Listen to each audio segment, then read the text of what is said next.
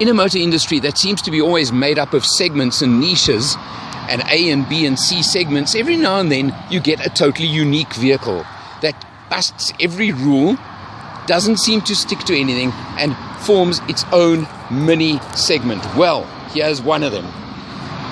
Unmistakable shape of the Suzuki Jimny. Powered by a little 1.3 litre engine, putting out 63 kilowatts and 110 newton meters of torque, which seems like nothing.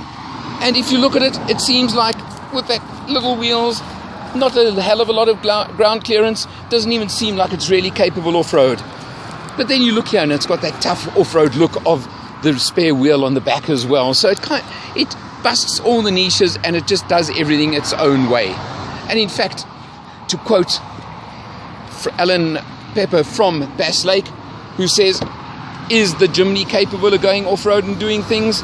His words, well, somebody forgot to tell it whether it is or isn't. So it just does it. Immensely capable off-road. I have proven it.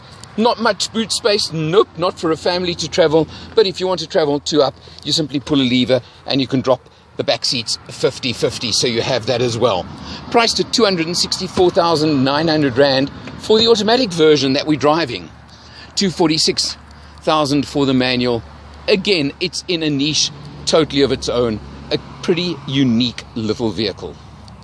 Behind the wheel of the Suzuki Jimny, it is a tiny vehicle, but somehow, for the driver and front seat passenger at least, there's lots of space and plenty of headroom. It is a nice higher vehicle. There is, again, nice design feature. You look at the dashboard, it's very simple, very plain. You do have your computerized readout of your mileage, your trip meter, and fuel all over there for you. Very neat, very simple. And interesting, even electric windows on this little vehicle. So it does have certain luxury touches as well. You come to the center console over here, and no, there's no fancy touch screen. There is a good sound system involved, and you do have Bluetooth as well if you want it. So that's there. You do at least have that. Great to have. Air conditioning, very effective as well. And then, of course, what is really the crux of the Jimny? You have push button, 2-wheel drive, which is obviously your default mode for standard driving, 4-wheel drive, and even 4-wheel drive low at the push of a button if you're doing some genuine off-roading. Down to over here, your gear lever, and it is a bit of an old school 4-speed automatic gearbox.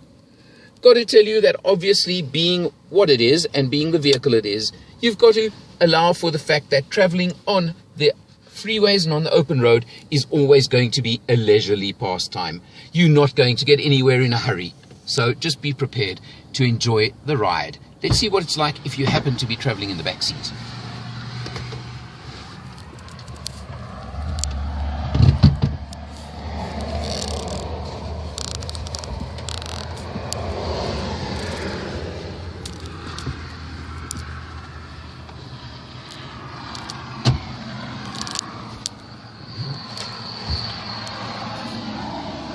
Being a 2-door vehicle, you've got to accept there's a little bit of gymnastics getting into the back seat, but once you're here, it's quite a spacious and comfortable place to be.